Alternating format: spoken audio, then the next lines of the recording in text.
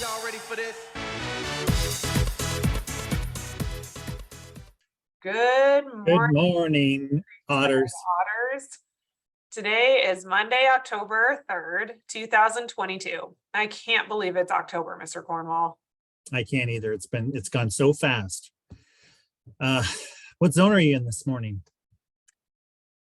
I'm actually in the red zone. I am so mad at myself right now. I can't believe that I missed National Comic Book Day on September 25th. How could I do that? Miss Allison, you really should be kind to yourself. We all make mistakes. In fact, here's a short video about the red zone and what you could do when you are in the red zone. Take a look. Today, we're going to be talking about the red zone.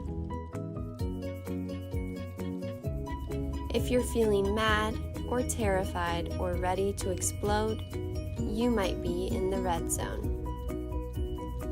Have you ever had a day when you just wanted to scream? Or maybe you had really strong feelings but didn't know why. Do you remember being angry because something didn't work out like you thought it would? Or super frustrated with someone important to you? Red can make us feel terrible. But guess what? Being in the red zone doesn't make you a bad person. In fact, it happens to everyone. The important thing is that we're careful that we don't hurt ourselves or someone else when we feel this way. Here are some things you could do to cool off when you're feeling all fired up. Maybe you could start by taking some deep belly breaths. Maybe you could have some alone time. Maybe you could tell someone about what you're feeling or what made you upset. Maybe you could use self-talk to calm down. Maybe you could go outside to get some energy out. Again, feeling red isn't wrong. It's not okay if someone gets hurt, though. It can be easy to do and say things that aren't kind when we're in the red zone. So it's very important that we pay attention and try to calm down. If you are feeling red a lot, it might be a good idea to tell a trusted adult. You can always talk to your teacher or ask to meet with a school social worker too. Talking about our feelings helps us to stay safe and healthy. Remember, tomorrow is a new day and a new color. I'll see you next time. That was such a helpful video. I'm so glad to hear that everyone gets in the red zone. During the video, I took some deep breaths and I am working on my positive self-talk. I'm not back to the green zone yet, but I'm going to keep working towards getting to the green zone. Hopefully I'll get there soon. You know what else might help? No, what? Well, why don't you share about National Comic Book Day? It's never too late to celebrate a book holiday. That's a great idea. I should do that.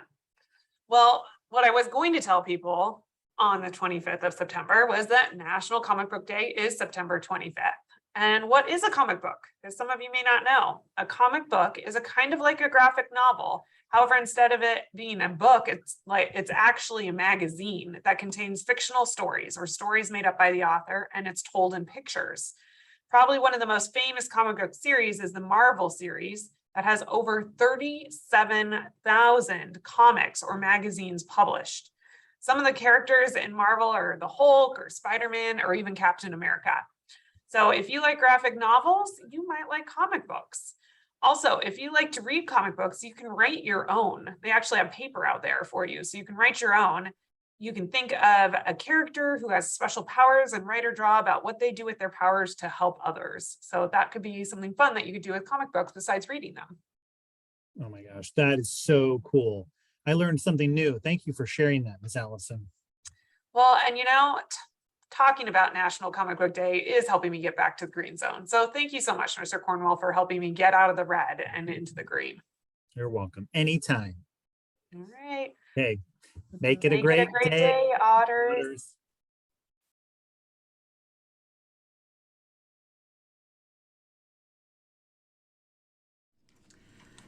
Good morning, Creekside Otters. For this morning's mindful moment, I want to show you one of my favorite calm down tools that I have in my office. It's called a Hoberman sphere, or sometimes I refer to it as my breathing ball. This is one of my favorite tools because it provides a really great visual for taking a breath. Breathe in. Breathe out.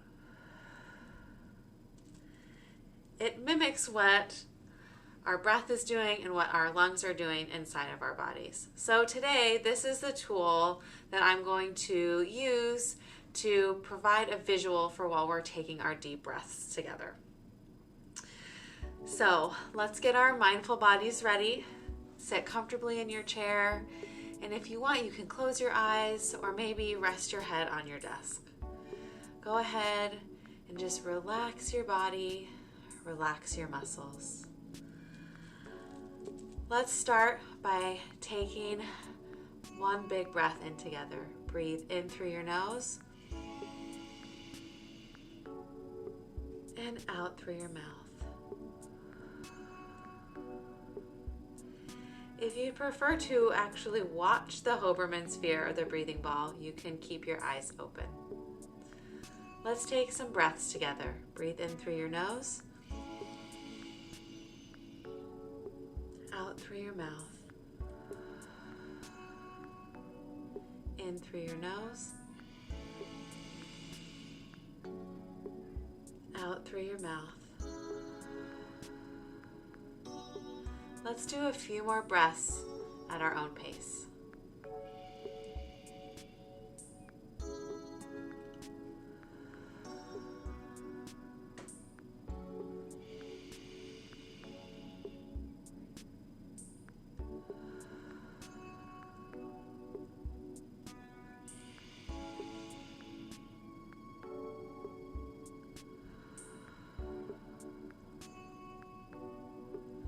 Let's take one more breath all together.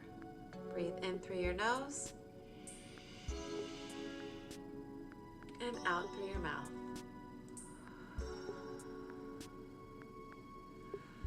I hope that you feel calm and ready to learn. And for those of you that were really paying attention, you may notice that I have another Hoberman sphere sitting back here. So you'll have to stay tuned for a mindful moment in the future where we'll use the extra large Hoberman sphere to help us take some breaths. I hope you have a great day, Otters.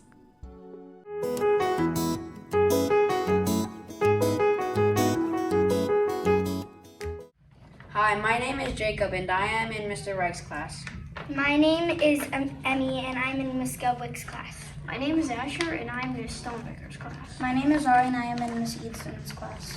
We are here because all of us are Jewish and we want to teach you about two holidays that we celebrate this fall. The first one is Rosh Hashanah. Rosh Hashanah was celebrated last week, September 25th to the 27th. What happens during Rosh Hashanah? Unlike New Year's celebrations held on December 31st, Rosh Hashanah is a somber holiday filled with prayer and self-reflection.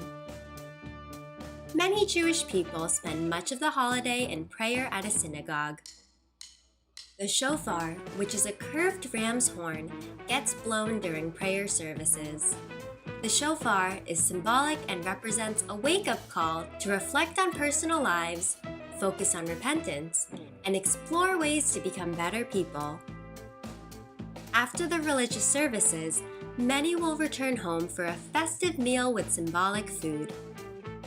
Meals during Rosh Hashanah typically consist of challah bread, which symbolizes the cycle of the year, pomegranates, which symbolize being fruitful, apples dipped in honey, which symbolize a sweet new year, and the head of the fish, which symbolizes the prayer, "Let us be the head and not the tail."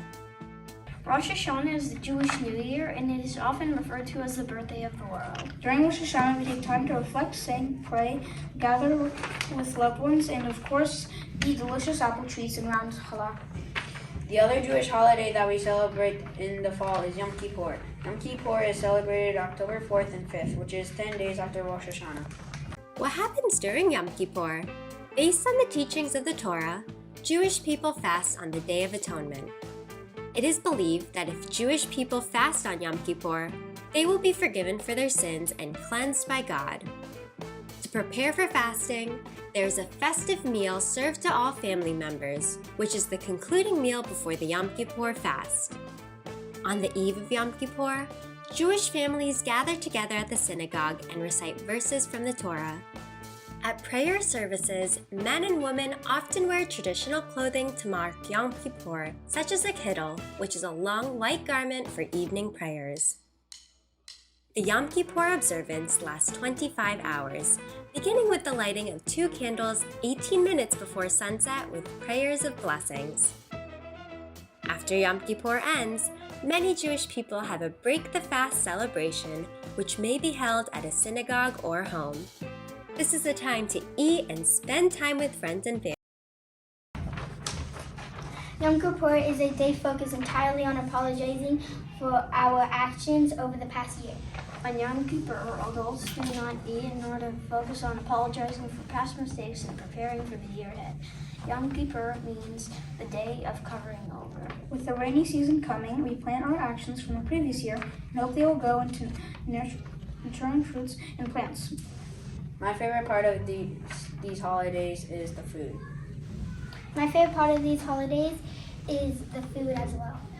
My favorite part of these holidays is getting together with family. My favorite part of these holidays is the full food. Thank you for learning about our holidays with us.